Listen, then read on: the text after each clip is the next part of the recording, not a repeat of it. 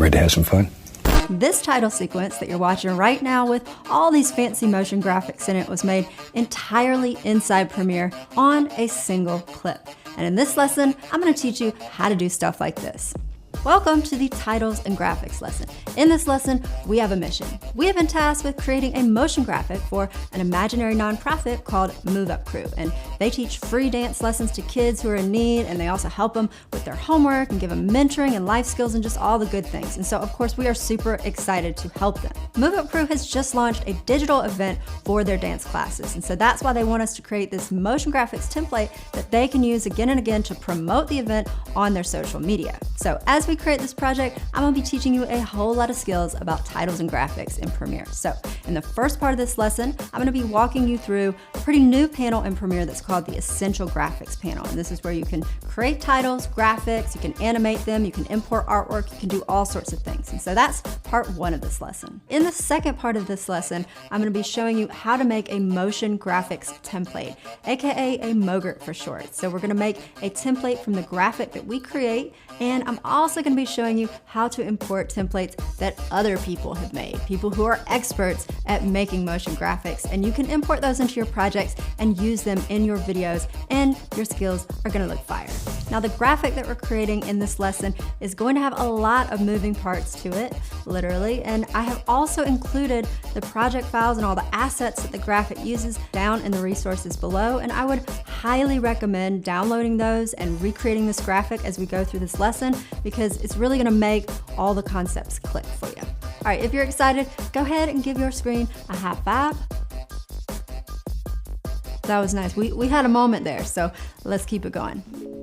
All right, so first, let's bring up Premiere's fancy new graphics panel. So we're going to go to the window menu, and then we're going to make sure that Essential Graphics is checked. And here she is. All right, in this panel, there are two main tabs. The first is the Browse tab, and this is where we're going to find all sorts of graphic templates that we can add to our timeline.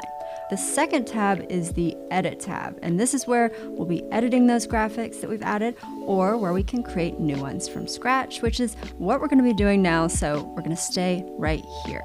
So before we start adding any graphics here, let's start with a color for our background, because we don't want it to just be plain black. All right, so ordinarily, if I were going to create a solid background in Premiere, I would go over to this new item menu here in the project panel, and I would make what is called a color mat. So you can think of a mat that you would put a piece of art on if you were framing up a picture. And so now I'll pick a color that we want our mat to be. And now if we look over in our project panel, we will see that color mat as a video clip that is a solid color. And now we can drag this to our timeline, and then we can layer other video clips on the tracks above this clip if we wanted to. But since we're creating graphics here, we can also just make a background right inside this Essential Graphics panel. So let's do that. So I'm going to click this new item icon here, and I'm going to make a new rectangle. And now you'll see that we've got a rectangle that has popped up in our program monitor here. And now I'm just going to adjust the size of this rectangle here to stretch it across the whole screen. Now let's change the color of this background, and I'm just going to use one of my brand colors that I've got saved over here in a Creative Cloud library, and now I'll rename this shape Solid Yellow Background. And by the way, I could have also created a rectangle by using this rectangle tool over here and then just clicking and dragging in the program monitor. And now it's hard to see the rectangle we just made, so let's change the color, and now we can see that we've got two rectangles here. So let me just rename this second one, and you'll see that these work like layers in Photoshop that you can drag and then decide who's going to be on top. I also want you to notice that a new clip has appeared on our timeline, and this is a graphic clip. So if I deselect this graphic clip, then you're going to see that our Edit tab in the Essential Graphics panel is empty. But if I click our graphic clip, then now we can see all the layers that it contains. So a graphic clip can have multiple layers, and we're about to add a lot of them. So the way these layers work is you can click on a layer, and then you're going to see all the settings just for that layer down here in the Essential Graphics panel, and you can adjust them however you want. Now, if we go up here and we deselect all the layers, then we're going to get settings for the entire graphic clip. So these are going to affect all layers in the clip. You can also rename a graphic clip on your timeline so that you know what it's about. And so let's rename this clip Digital Dance Party Graphic. Cool. All right, so let's keep making this graphic, and I actually don't want this dark yellow rectangle, so to delete it, I'm just going to click to the right of it, and then I'm gonna press the backspace key. And I'm also going to make this light yellow rectangle big again so we can use it for our background. Okay, now we don't want this background to be just plain yellow. Let's make it a little more interesting. And so I'm gonna go back to our new layer menu, and I'm going to import a file. So I'm gonna bring in this plus pattern that I've got here.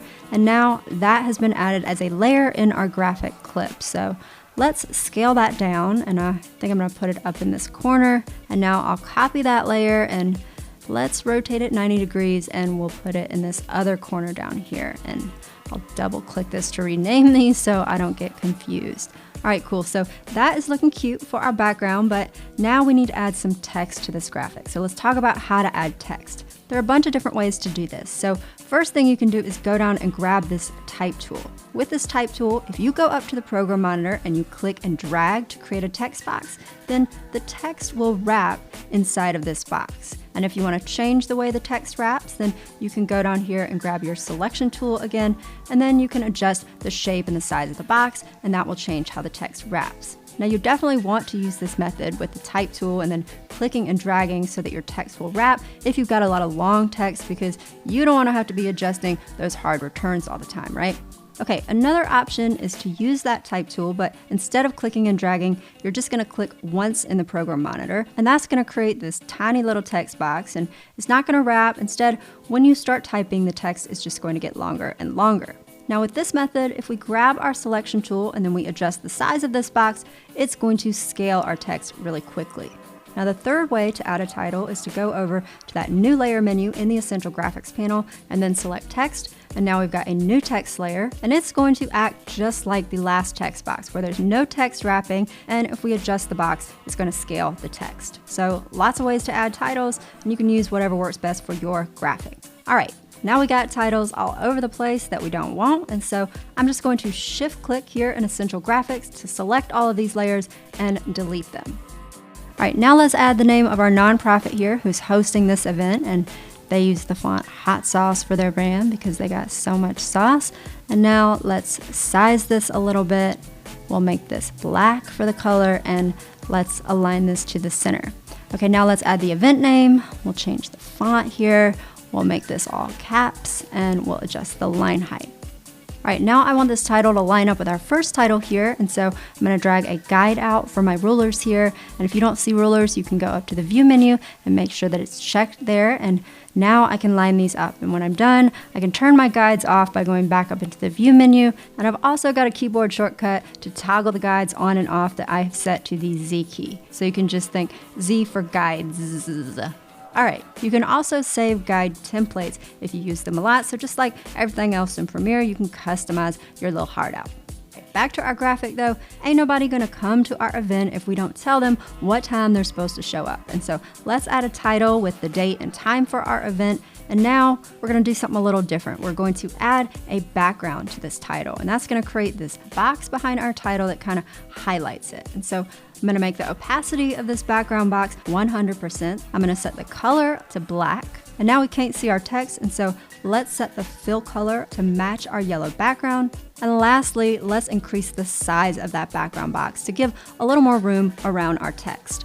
And now all that's left to do is to line this title up, and now that that's done, I am finished with this guide here. And so to get rid of it, I'm just gonna drag it off screen. And now to turn these guides off, I'm just gonna press my shortcut, the Z key.